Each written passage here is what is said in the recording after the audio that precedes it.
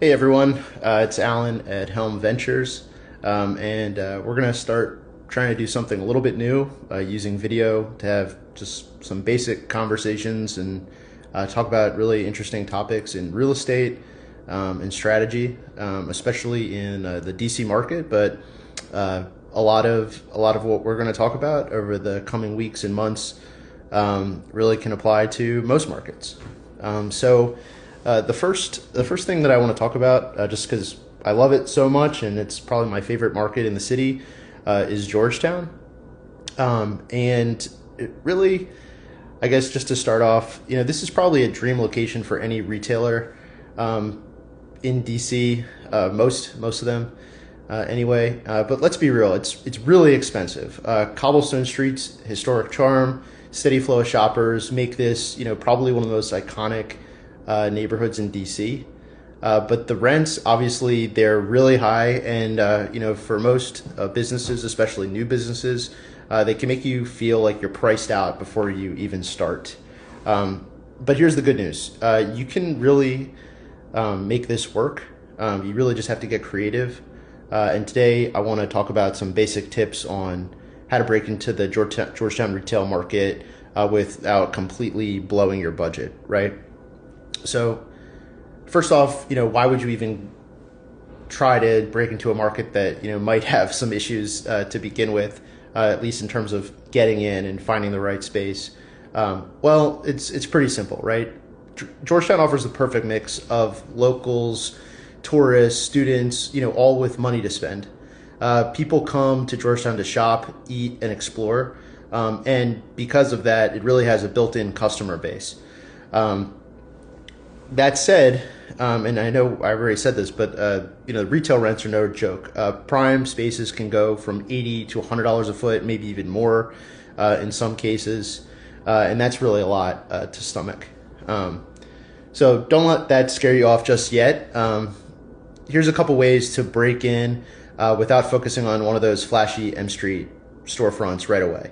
The first is really to get creative with your space. The biggest thing, and I've been saying this to clients for years looking to scale their business, is take less space. Do you really need 2,000 to 3,000 square feet of like perfectly level, completely vanilla boxed space to start? Probably not. Start with a small boutique, a smaller footprint. Reduce your occupancy costs from the start. Especially in a high traffic area like Georgetown, you focus on increasing your sales per square foot, and reducing your occupancy cost as low as you can. If you can get, to 8 to 12% occupancy costs, you're really, in good shape. So, instead of, looking at this and saying, hey, I want to spend X amount of dollars, really look at it and say, hey, what do I think I'm going to do in sales in this location? Before you even start, you should really have that information. And if you're talking to a real estate broker or you're talking to a strategist, and they're not asking you questions about what you realistically think your business is going to do in sales, you should have that conversation with them, or DM me here, and I'm happy to have a conversation about that with you as well. The second thing is really look for hidden gems. Some of my favorite spots in Georgetown, I'd actually say all of them, are not on M Street, right? They're side streets, second floor spots, even spaces that are tucked into alleys. Those are definitely my favorites. Not only will you still be able to attract the right customers, but you might even find that the customers that find you are more loyal, spend more, and are return customers.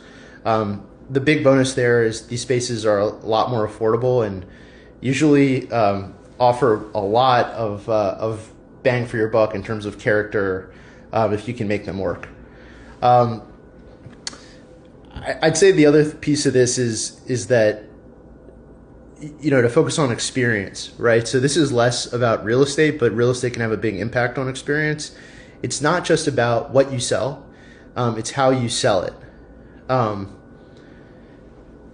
The biggest the biggest thing that I can say is if you're able to create a unique customer experience in how you're selling this, whatever you're doing, collaboration, workshops, hosting events, creating, Instagram friendly moments in your store, really anything like that that gets people talking and spreading the word about what you're doing and gets them excited is a really big plus. Sometimes doing that in a unique, smaller space can have a bigger impact than, sort of traditional 2,500 square foot brick and mortar space. Ultimately, this will give you enough flexibility to, really focus, instead of focusing on your rent, really focus on growing your business and not stressing about overhead, which is really the goal. I guess final thoughts is, Georgetown's all about charm, personality, and creating memorable experiences. And if you can bring that into the Georgetown market, you're gonna fit right in. And the customer base that's existing will accept you for that. Anyway, let me know what your dream is and what you'd like to open up in Georgetown or another area in DC. Let me know in the comments. I'd love to hear your ideas, help you brainstorm, and maybe come up with a creative solution to grow your existing business or start something new.